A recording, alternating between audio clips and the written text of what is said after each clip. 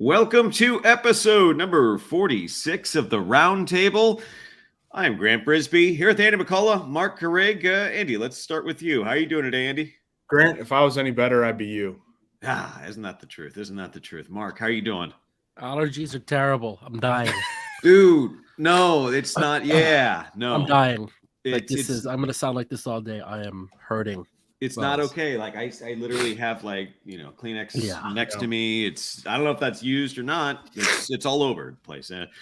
Anyways, okay, well, that's the show because we're gonna call in sick, right? Did you guys have them as a kid? Yeah. I did. I'm sure I did, but people would say, "Are you allergic to anything?" I'd be like, "No." I don't have allergies. You're allergic to common sense, pal. Well, I think it's just once you get past like 33, your body's just like, no, we don't work anymore. Like any minor impediment is going to shut you down for a week. And so, yeah, now I'm like, my back just started to hurt yesterday. Like my lower back just went out. I was driving a car and I got out and my back stopped working. Yeah, it's only going to get better. There's like a sweet spot in the 50s where you just start to feel like really good. So we can all look forward to that. Breaking, Andy's back reached the Chiron. Good one, Brian. That's a good play on words. Last week we got a little hot and bothered about the Oakland Athletics, and lo and behold, there was news, and it's kind of the Athletics are the talk of baseball right now, but for all the wrong reasons. They have announced that they are in a binding deal to purchase land in Las Vegas. So we have to talk about that. We have to come back and just talk about the Las Vegas Athletics.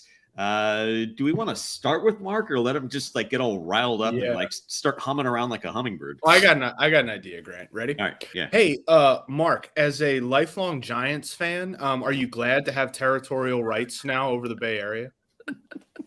That's good. That's very funny, Andy. Yeah. I will say at the top, so it's kind of Major League Baseball wants this, right? The A's want this. Like the Major League Baseball said they would waive the, sort of relocation fee or whatever it was if they wanted to go to Vegas.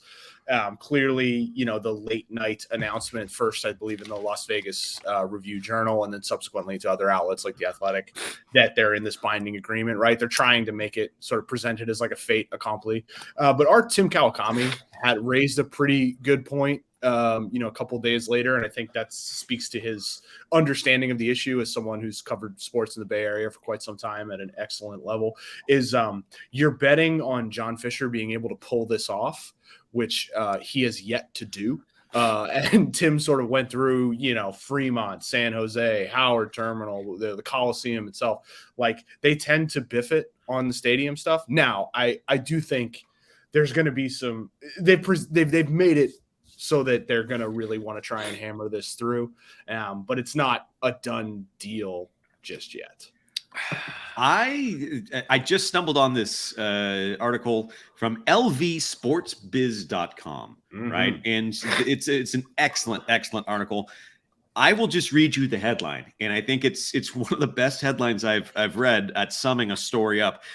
Athletics $500 million Moneyball pitch. A's propose Las Vegas ballpark without rendering, design architect, funding deal, political leverage. And it just goes Other through than that. Yeah, and it just goes through look, you have where cities want baseball, you have these groups that are just invested in them. Portland's got a group, Salt Lake City's got a group, you got the Nashville baseball group. Las Vegas doesn't have that. And then you have what the Raiders did before was lay all this groundwork down. They had all these kind of businesses that were propped up, and they had an official sounding name, but they're greasing palms, they're shaking hands, kissing babies, doing all that stuff. The A's don't have that. They basically just said, "Coming to Vegas, open arms, baby." And it is a little wild. It's a little wild. And it's almost like John Fisher is not very competent at anything. But I mean, come on, he made his money. Mommy and Daddy made a billionaire. Mommy and Daddy made the money. He happened to show up. He's fired up. He's so fired up. Like he was clearly born on third base. I mean, that's and what's he done? right? Like, what's he actually done except, make this half-assed announcement? Like everything that comes out of the franchise is just more ham-handed, obviously transparent leverage plays, right? Like it's just constant. It's just an endless stream of them, perhaps including this one. So, look, I don't know if you guys saw it or not, but Mark Davis had some comments about the A's. Basically, I think his hair was fucking the Bay Area. And I think a lot of that was just him, I think, venting and sharing frustration with dealing with John Fisher, which obviously is going to impact the Raiders business. So it's interesting, Grant, that you made that comp about how the Raiders did it and what the A's have done. Yeah, real quick, just with the Raiders. I'm going to do something really strange for this podcast. Ooh.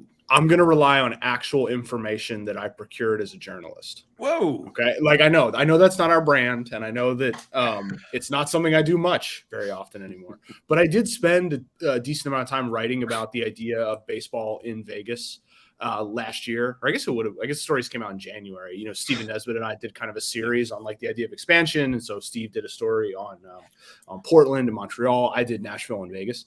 And the one thing about the difference between the Raiders and the A's is the Raiders got $750 million in public subsidies for Allegiant Stadium, their stadium, well, that's why it says stadium. And that was created through like a tax on hotel rooms. And part of the appeal with that, I talked to the Clark County Commissioner, Michael Naft, who I believe is in charge of like that specific area of the strip. Right. And his thing was like, look, you bring in a stadium, it's more than a stadium. Right. You can host various events. You can have Taylor Swift there. You can do all sorts of shows and things like that. It's not just 8 or 9 football games. Lord knows Mark's Raiders won't be playing in the postseason. And what he said was it's important that we don't sell ourselves short. We have a more attractive product than I believe anywhere else on the planet. Because of that, we really need to recognize the fact that we have a lot to offer without adding a financial element to that. Or as the mayor of Las Vegas, Carol Goodman, put it to me, we know our constituents don't want to put on new taxes. So, the public-private partnership, the lack of, sort of funding planning, there's some real hurdles here, it seems like. Yeah. I mean, especially you've got the Golden Knights going bonkers in the NHL playoffs, and you have the attention. You can see that there's going to be attention paid to a team that's doing well. Yeah. But how much of that sort of attention capital is there to spread around, especially when the A's are, a burning pile of possum hair right now? And so, like, how excited are you going to get the good folks of Las Vegas into the outlying areas? Yeah, it's not a question of if Vegas will support a team, although I do think it's tougher to support a baseball team in the summer than it is a hockey team in the winter, and football, which is like a weekend event.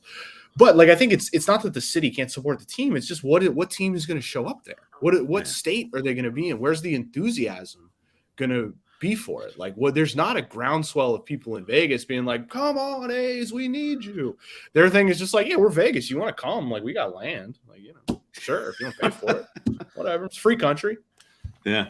Well, it would fit in with the history of the franchise, wouldn't it? Because I feel like here we go. I mean, honestly, this is Grant, we can take 10 minutes now, Mark. We have seen this movie before. I had a line in my column. It's like they ended up in Oakland. That wasn't a love story. There was a ballpark there built for the Raiders, and maybe some baseball team that might be suckered into coming over there. And it's something that would never, ever happen again, by the way, because that was 1968. The American League and National League are competitors, right? Like, it's not like now where there's one overarching entity looking over the sport. They wouldn't allow a place like the Bay Area to have 2 baseball teams for this reason. They're just that, you make a decent argument that it's not a big enough place to support both of them. So, yeah, anyway, it's, the Vegas hurdles, are there. I think the Raiders face similar things too, right? I think there was like some of the funding mechanism is tied to state government. There's somewhat of a deadline here where they've got to get this done in a relatively quick, amount of time, but also the Raiders didn't get it done at that time. They just extended the window, which I guess could happen here too. I mean, that doesn't mean that this is like totally automatic. But you know, I said this to someone the other day. Like, if you're rooting for chaos, God, wouldn't it be hilarious if they botch this and Vegas is like, you know what, we're not putting up that kind of public money for a ballpark. Forget it. You know, no way. So, you know. And that's what I'm seeing. That's what I'm seeing is that I'm reading about, you know, there's a lot of quotes in this article from lvsportsbiz.com, and they're just talking about like, your leverage is gone. You have announced that you are the path. And now we're going to go to legislators and be like, all right, so how do we get this $500 million? And you know that $500 million is like code for $750 million. When you're building a ballpark, it's never, you know, wow, we're under budget. So you got to go and figure out a way to convince the people with power that, yeah, if this is a good deal for you, because like you said, there's no groundswell of support. So it's not as if the legislators say, okay, hard pass, that there's going to be some backlash against them. You know what I mean? Like they are just, okay, what's in it for us? Really, what's in it for us? I don't know. I think there's still a chance. I think we've got, you know, I own a shirt that's the Tampa Bay Giants. You know, it's you got stuff like that. So, well, Kawakami brings this up in his column too, right? The mayor of Oakland, right away. It's like, well, then these negotiations are done. Says it right away.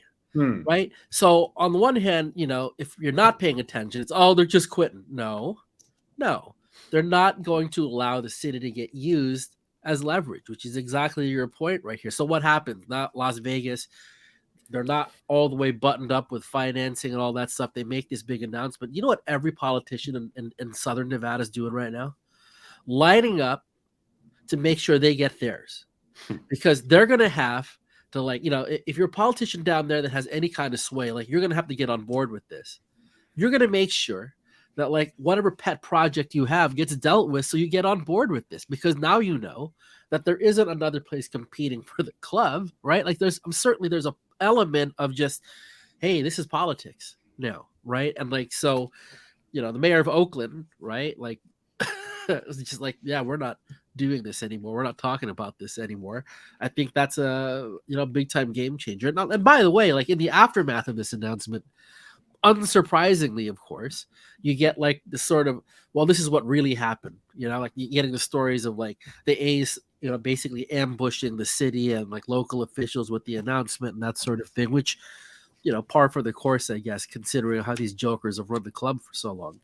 Well, I do just want to say that, unlike Mark, my understanding of Nevada politics is not just based on watching the Martin Scorsese classic film Casino.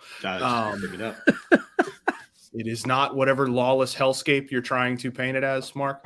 I figured that there was going to be some yokel like that you have to install as a general manager, like he's the cousin of some county commissioner. The guy with the hat. Yeah. Sorry, go ahead. I'm sorry, Mr. Rothstein. He's not the GM of the A's. He comes in wearing like a bolo tie. Like, Farhan's like, we're gonna get every prospect they have.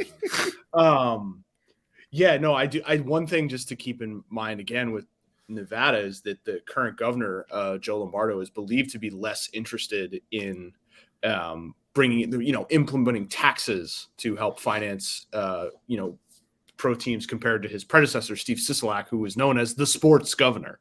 But now they have sports. And it's like they have the Raiders. They have, the hockey. Like, it's just, there's just less of, like, when you talk to people in Portland, people in Nashville, they're like, we want Major League Baseball. We would love it. Like, and Vegas, it's sort of like, like, you do well here. We're Vegas. Lots of stuff does well here. Yeah. I think it's really amusing to watch Fisher's negotiations with the A's, and by amusing, I mean, horrible. Because the area, like the Bay Area, has already just drawn a line in the sand that says we don't like paying for ballparks. The Giants were in Toronto, and San Francisco said, okay, see ya. And the Giants were in Tampa because they kept voting down ballot referendums, and they kept voting it down and voting it down and voting it down, to the point where 23 years ago, when all these other new ballparks are getting built with public money, the Giants did it mostly with private money. And that was 23 years ago, when the landscape was much different. Then you add in that Oakland has been burned by public money for a sports team, like burned. What they gave Al Davis was the return. Yeah, the return to Oakland. Gosh. Oh man, that Mount Davis disaster on every front, financially, politically. Why is Mount Davis so bad? Just curious. Besides aesthetically. Well, the taxpayer money used to refurbish the stadium for a team that no longer plays here that I think they're still paying for. That's kind of bad. Yeah, that seems. Well, I don't know, Mark. No, now you know. That's kind of bad. Like they built this. Sorry, horrible, my friend hasn't written a book about this yet, where I can read and learn. You jackass. But I mean, you don't sit here. You don't see me lecturing you because you don't know what happened at WrestleMania 15. Okay, you're yelling at him right now. He's like, oh, duh. Everyone knows that about Mount Davis. But no, I mean, seriously, like you could not pick a worse area to start playing little games with. We'll just leave then. It's like, no, it's already like the Bay Area has already told you, no, we will help. We will do a lot of things to help, but we ain't paying for it. And maybe Vegas is going to get to that way too. I mean, look, this is all. Like there's a lot of noise and emotion and like history behind all this stuff and like blah, blah, blah, blah, blah. Really just going to go to where the best deal is. And it's hard for me to envision that the East Bay is where they're going to find the best deal. I just think like the environment's not ripe for that. And that's to your point, Grant. Like people aren't going to pay, and maybe nor should they, by the way, right? To publicly finance billionaires. To build them basically like, really nice ATMs. So like that's what these new ballparks are. They're free ATMs paid for by the taxpayers. And real estate developments too, it's not just like a ballpark. It's like this condos, baby, mixed use. Mixed use. So, all that stuff. Like, come on. Like, let's not. Like that's it's hard to see them being in a position where, you can keep this team. Unless, of course, again, this is like the chaos part of it. Man, it would be hilarious to watch a Vegas thing blow up. Hilarious to me. Like, comeuppance. Like, good for you. You screwed up again. There's got to be some sort of Peter McGowan type to come in and wrestle, and buy the team and be a hero for the next 20 years. But they're not for sale. Joe Lacob's made noise about this already. And, by the way, like we talk about the Warriors on this podcast, obviously, all right, because they're the official basketball team of Roundtable Baseball Warriors. Podcast, right? But like, who owned them before this group? Chris Cohen, who might have been one of the top 5 worst owners in all of professional sports. I mean, took the franchise and ran it into the ground. All right. Like just on pure incompetence. And, for a lot of the same reasons John Fisher's struggling. Part of business is, building upon relationships and whatever, like building trust, all that stuff. It sure seems like this guy has a problem with that. All right. Welcome to the Warriors Roundtables with the Carons. It's very good. Here's a question for both you guys, as lifelong Giants fans, both grew up in the Bay Area, right? Like if like someone with Steve Cohen's wealth, right, purchased the A's, right, and he said like, all right, I've listened to the Roundtable, I'm a lifelong Roundtable head. Like, I want Grant and Mark to run my franchise and fix this. Like, what would you guys do? Moneyball. You look for the things, like getting on base. You get players who can get on base. It's the secret. If I could get you college players in the draft? No. The key is not to swing the bat. Right. Not to swing the bat. Look, you start with what the Giants did, don't you? You get yourself a ballpark, primarily privately financed. Mm-hmm. Like, because if you're Steve Cohen with that kind of wealth, what's it matter to you? You're buying it, for reasons other than it being a good business deal, because it's not, right? So that's the first thing you do, because all of this begins and ends with the ballpark. Mm-hmm. So you do it by any means necessary. And if that means what the Giants did, which was clever, right? Like so much of it was privately financed. Now, we say that with the Giants, but also, look, the county, the city kicked in on like infrastructure and like a lot of ancillary things that you need to build a ballpark. So let's not pretend that there's just a bunch of people pooling their money. No. You got to play ball this way too. And like San Francisco politics being what they are, boy, that wasn't easy. So it's really a miracle they pulled it up. But that's where you start, right? If you got the Steve Cohen Part 2 situation that buys the Oakland A's, step one is build a privately financed ballpark somewhere in the East Bay. Yeah, that's it. And you do that. You show people that this is not just a fleeting fancy, that you're in it, that this is rooted in Oakland and East Bay pride. It'll sell. It'll sell, man. The East Bay is so hungry to go nuts over a sports team. I keep saying this. I'll tell you what, there are people listening to this that are rolling their eyes right now. But no, well, because they're going to be like, there's no one in the stands. They were in the playoffs and they never filled the stadium.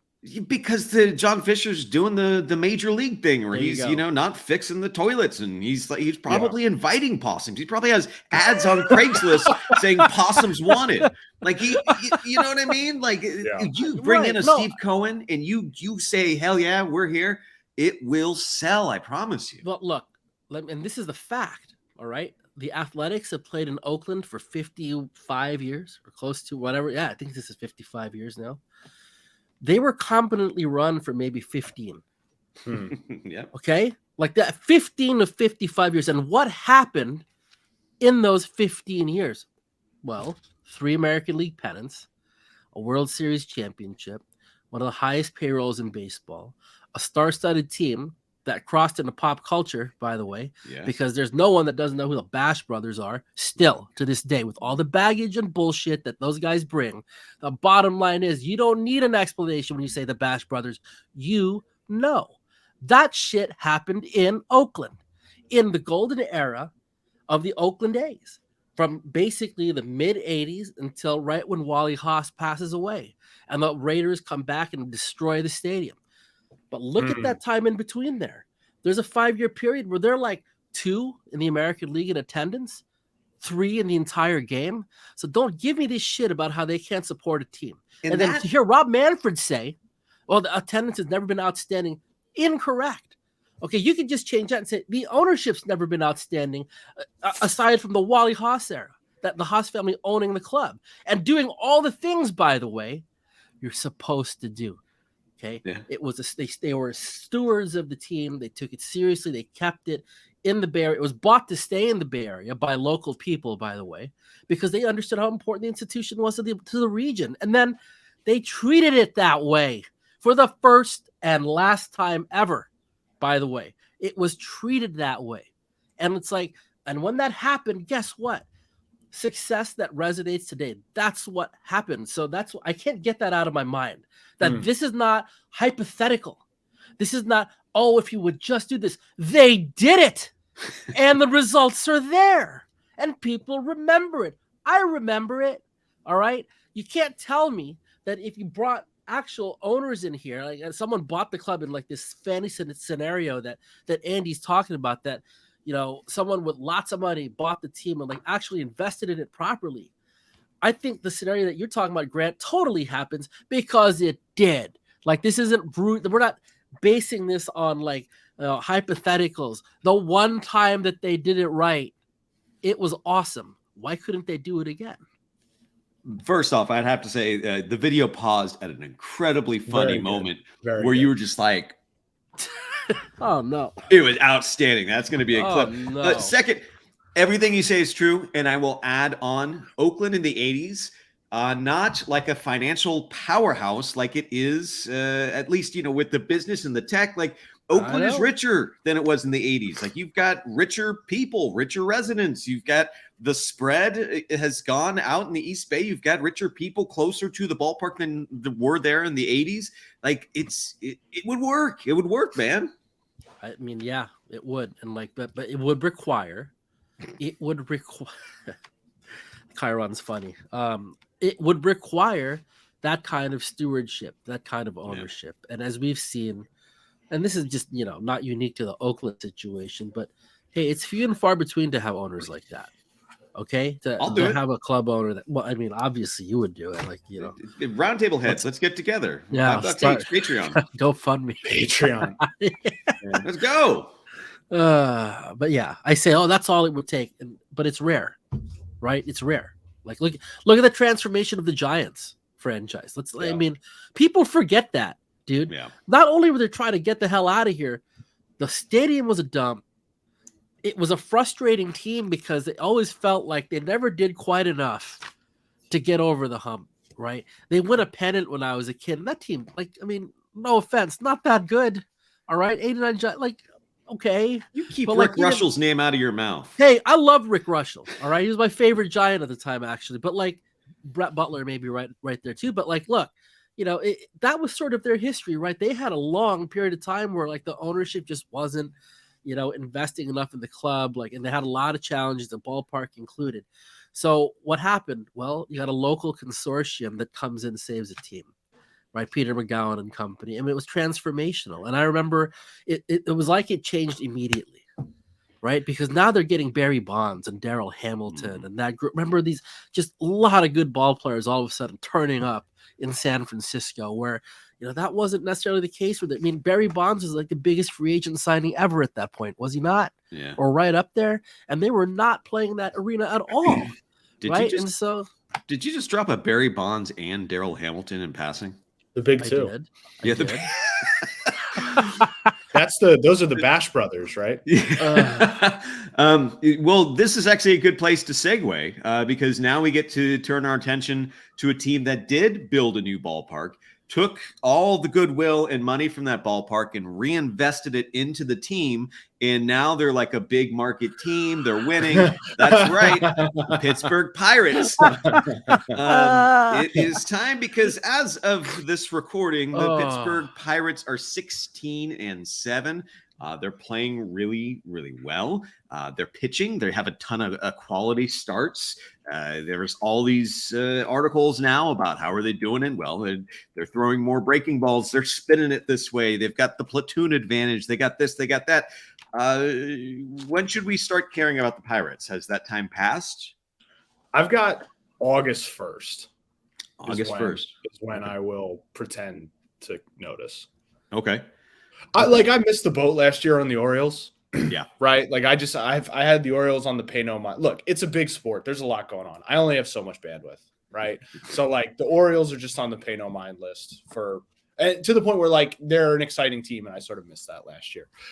If that is what's going to happen with the Pirates, I'm willing to suffer that fate again because just looking at look, it's great that they're playing well. And it's a sign for how ravenous some of these communities are who have been, suggested that like they're small market or small revenue or all that sort of stuff, how ravenous the people who live there are for good baseball. And the Pirates fans are having the time of their lives, that they're playing well over their skis for like 3 weeks. Right. Like, and, they signed Bryan Reynolds to an extension today, which like is the sort of thing that teams should do. And it's kind of should give you a hint of how much money these clubs actually have if they're all of a sudden we actually have $100 million here if you're interested in taking this below market deal.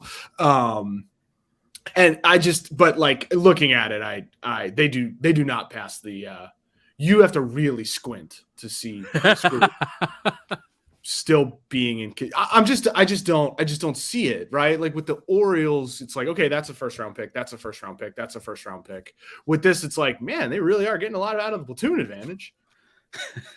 It's just like, Yeah, I don't foresee Andrew McCutchen 900 OPSing all year. This Jack Sawinski hate really breaks my heart. Gosh, it really does. Connor Joe slander. Yeah, Connor Joe was as you know, former Giant. He was one of the first guys who they got on the sort of the waiver wire shuffle. Right? They were like, let's find ourselves a Max Muncy. Yeah, he is. He was not Max Muncy. No, he was an opening. He's part of that cavalcade of opening day left fielders since Barry Bonds left. Who was the right fielder for that team in 19? Michael Reed was the opening day. And Bruce Bochy was like, they're like, what do you think of your outfield? He was like, I don't know. I've never seen him play. Really, it showed up. And they kind of came in with like a week left of spring training. It was not like, oh, we're bringing these guys in from February. It was all of a sudden Connor Joe, Michael Reed. Bochy didn't even pretend that he liked that. He was like, we're rosters. First off, to the Bryan Reynolds extension, did you see the terms on this? like what he's making per year, he's making slightly better than middle reliever money. Like toward the end of the contract, it's 6.75, 10 million, 12 million, 14 million, 15, 15, 15, 15 with a team option for 20. That is excessively owner friendly. I like had to look up to see if his agent was related to Bob Nutting, like his agent's Dick Nutting or something. Like, you know, I'm come on, man. Come on. Seriously, Dick Nutting, really? You can't be doing stuff like that. Dick This is Nutting. a family pod. Unbelievable. We got little kids looking up to us. Richard Nutting, you know, the boo says the Kyr one. This is the only child labor friendly podcast. Oh wait, I screwed that up. It was late. Never mind. Well, listen, I am just saying, I can't believe he wants to be in Pittsburgh that bad. Good for him, good for the fans, but my stars. I mean, hey, like this is why as a GM you should try and offer deals like this. Yeah. Right. Because what's he gonna? Worst case scenario, he says no, and you're just like, okay, we'll just keep going year to year. But yeah, now they've got him for 8 years. He's making like 13 per year. Like, I don't know. I'm not totally sure how good of a player Bryan Reynolds is. He's, again, I've never watched a Pirates game. So he seems to be, he seems Adam Eaton-esque in that I look at his baseball reference a couple times a year and I'm like, huh. But, 13 million a year feels like a reasonable rate for like a 4 to 5 win center fielder. That feels like pretty good, and it's a sign that, look, sometimes players don't want to worry about money. I mean, whatever his motivations are, right? He gets $100 million. How can you criticize a guy for taking $100 million, right? He doesn't have to worry about money ever again for the rest of his life. Right.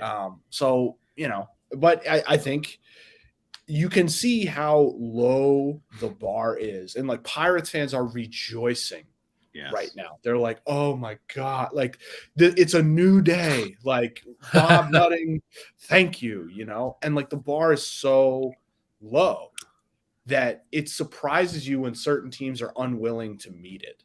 Right. Yep. I think that's it. I remember not to date myself, but the 1997 Pirates, right? They were supposed to be terrible, and they were, cheap, as the Pirates have been and will be. But like into August, they were just over 500, and they eventually finished well under 500. But there was still this sense of around baseball, just like, oh, good, bravo, Pirates! Like, wow, that the bar was so low for that. Cam Bonifay won Executive of the Year, that Sporting News Executive of the Year, just because his team didn't lose 100 games. It's like, wow, you lost 84. Ooh, chef's kiss. The bar is so low for the Pirates because, again, is Russell Martin still their top free agent outside the organization?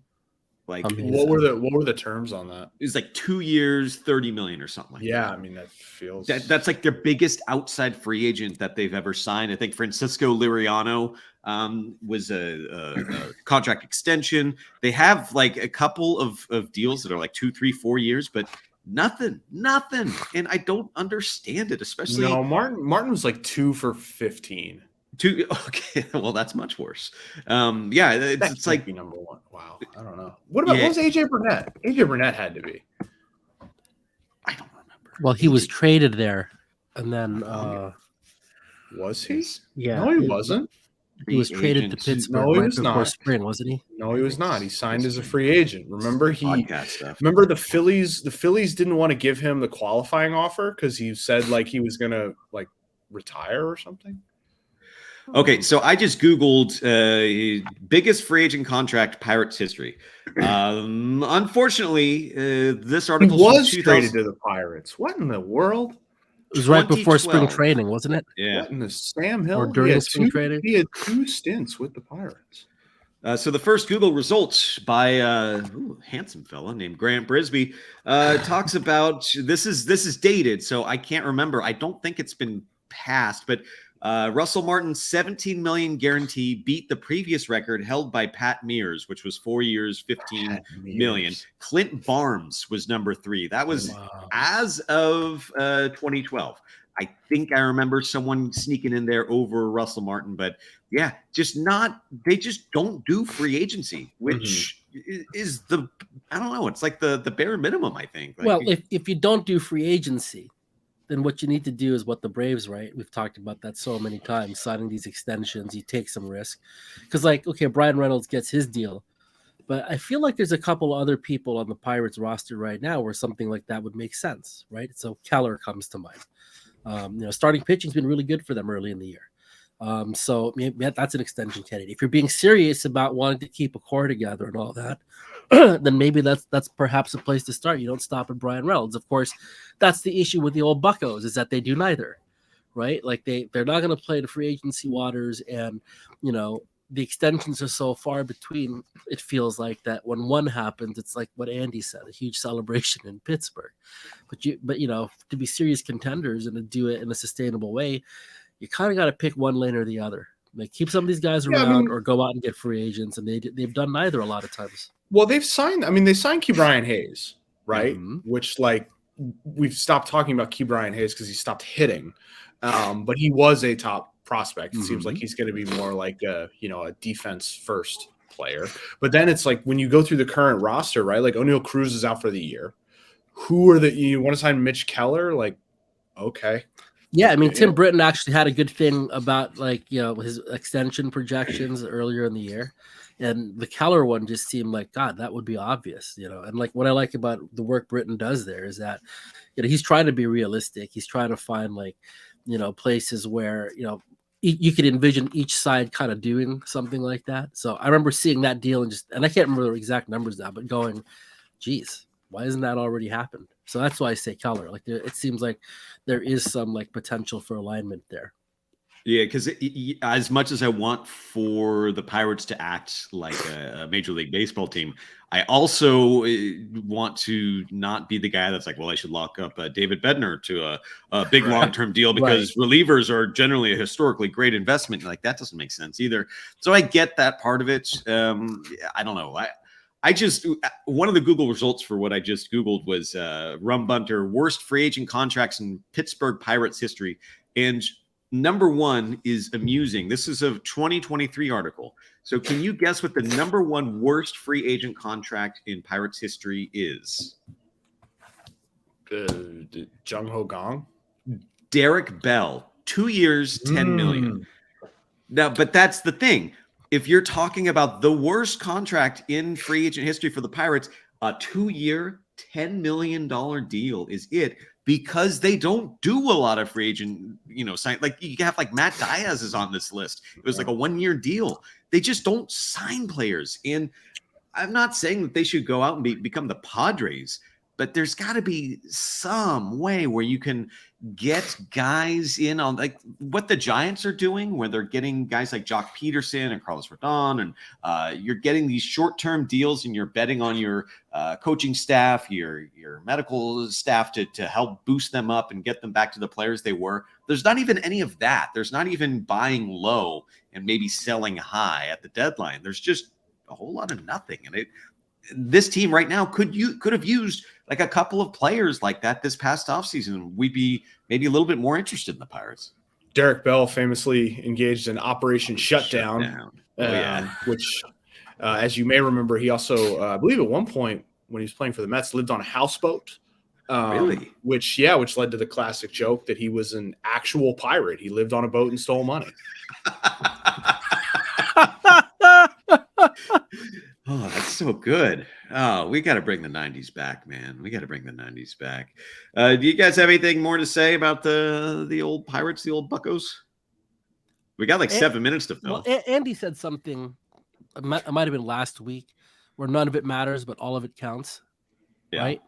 So let's say that this isn't, truly just fraudulent. That this is it's fraudulent. Right. Let's just assume that this is total smoke, and it's the Pythagorean says that they're 2 wins over what they should be, so it's not total BS. Yeah. But okay, look, the starting pitchers aren't going to have 12 quality starts in the last 13 games all year long. Okay, right. So that's one, right? But with a start like this, let's say they start tailing off. With the extra, with all the playoff spots now, how hard would it be for the Pirates after a start like this to just sort of float around on the fringes for a while and kind of wet everybody's whistle for a while, just because they've started pretty well. I mean, they've also they've done what the Rays have done, right? Beaten up on a bunch of really bad teams. They haven't played anybody. I think the difference is the Pirates are winning those games by 2 runs and the Rays are winning them by 10. Okay, right? Because they're playing Oakland anyway. Full circle. But like, it's odd to me because like I feel like the standard obviously becomes lower for just being able to hang around for a while. So I wonder, like, even if it's not real, like, those poor fans up there have been subjected to a lot of bad baseball recently. Like, it wouldn't be the worst thing in the world for them to sort of, give folks a thrill for a while, just because, like, maybe it's easier to do that than ever before, to just sort of hang out on the fringes for a bit. This is a point that I always make. I don't know if I've made it here, if I make it on Bags in Brisbee, but there is value to hanging around. Like, you think of it as this binary thing. Postseason, well, you didn't make the postseason. Well, that's a failure. And that's not. If you are keeping fans engaged in August baseball in Pittsburgh, huge win. Just a huge, that you're getting the chat, or the sports talk radio is calling in about, well, Brian Hayes did this. That's huge. It's valuable. And you can't overlook that part. Are the Pirates going to win the World Series? I'll be the first to say I don't think they will. First to say it. Yeah, I'll just put my I'll die on that hill. But like, no, there's value in, and if you get to September, oh my gosh, that's gravy. Yep. I mean, Grant, it's a great point. I mean, look at how the Giants have built up on the goodwill from 2021. I mean, think about how fans, they they're in. They love it. Well, you know what? To that point, in 2020, they were hanging around until the last pitch of the season, and I think that did have a little bit of carryover effect. The problem with 2022 is that team was just ghastly and boring in the worst ways. Right. But yeah, no, there is some goodwill built up for that. Maybe I just haven't forgotten it, but like, probably in my top 5 sort of moments covering baseball when I would actually still go to games, Andy, was wild card game in Pittsburgh. Was it 2014 or whatever that was? The Cueto game? Cueto game drops the ball. Like, dude, that was remarkable. Like, that place, like, oh my goodness. I've covered games where the World Series has been won and like history's been made, right? I've seen a 3,000th hit and a 600th homer, the saves record fall. I mean, it's been cool, and like Citi Field gets crazy when the Mets are good. I've been really lucky. But that Pirates, wild card game, the first time they made it back, was something I will never, ever, ever forget. And a lot of it was just because those fans were so hungry for it. You could feel it, like they gave out Stargell stars that night. One of the coaches, I can't remember whom, had some, handing it out to players. Man, that was so cool. Like, you could see the fans were like 6 deep on the bridge. There's a spiral ramp out in left field at the ballpark in Pittsburgh, and you had fans standing on the railings just to kind of crane their heads and get a view of the field. And like, it was body on body, and everything that happened, like, it would just explode. And of course, when Cueto drops the ball, like, oh my God. So yeah, like, I mean, for me, like, anything that gives us a chance of seeing something like that again, I'm all for it, so linger around the edges, buckos. Let's do it. How are you a billionaire watching that environment, seeing that play out organically, and then not just pouncing on it, and now not just taking that goodwill and running with it? How can you go back to the same old day-to-day stuff when you've seen the vision of how it could be? That part is bonkers to me. It's like when the 97 Marlins, when they won the World Series, and there was a lot of interest in Miami about the Marlins. The Marlins were hot. The Marlins were hot. And how do you look at that and go, yeah, can't do that again? That was fire sale. Start the fire sale. Yeah. I don't see how you don't go out after the 2013 season and say, here's a couple free agents. Let's keep it going, fam. Well, they did. I mean, they gave it a good run for like 3 years in terms of they built up a quality team. They weren't developed. Like, the thing with clubs that tear down and then build back up is one of the things they tend to not do is like hit the second wave. Right. So like you get the first wave of like McCutchen and Neil Walker and, Garrett Cole and whomever, right? You remake Charlie Morton and you turn him into something, right? Hit the bell. The Royals with, Hosmer, Kane, Moustakas, whatever, right? Like, and then you have to keep going. You have to keep doing it. You have to build a pitching pipeline like Cleveland has, or just a freakish entire pipeline like the Rays have, right? It's a perpetual sort of thing. And what a lot of these teams get to is a point where the winning cycle or whatever sort of, you're like, okay, guys are going into free agency. Like, it's going to get tougher. We have to make, okay, we got to tear back down. Whereas I think something that teams like Milwaukee, like Cleveland, like the Rays do is they don't let it get to that point. They look ahead and they make the move. So, like, if you are a fan of the Cleveland Guardians, right, you were probably not thrilled that they traded Francisco Lindor, right? Like, that was probably pretty crummy to experience. But their front office understands how to make those moves, and they're able to get back, like Ahmed Rosario and Andres Jimenez, and like keep it going. It's just those deals are hard to execute, and if you screw them up, if you don't get like a huge return back, like it's gonna be a problem. And so I feel like Pittsburgh kind of made the just didn't stick the second step in the same way like the Royals didn't stick the second step, if that makes sense. Yeah, and it's so hard, isn't it? Like, because it's hard enough to get the first one to go right. Because that's the thing about tanking, guys, right? Like, it's not a guarantee that it's going to work. Like, Right. there's Look at the Tigers, man. Right. We've talked about that before. Like, how many, If it's worth showing other off, things gone it's- wrong? Whoa, what is that? Whoa. Was that? What was that? Was that the ad? Like, do we have commercials now? Oh my God. Do I not have to read ads for boner pills? Like, what was that? Oof, man, the Tigers. Freaked me out. Tigers and the Royals. All right. Jeez, Well, that's probably we're 45 minutes in, which is usually where we cut it off. I will say I don't have a sense of these things. How the podcast is, the metrics, all that stuff. I will say that this is going to be our most popular episode because when you talk A's and you talk Pirates, people come. People come. Tell your friends if you want A's and Pirates chatter. Baseball Roundtable, baby. This has been episode 46. We'll be back next week to talk about baseball because that's what we do. Thanks so much for listening.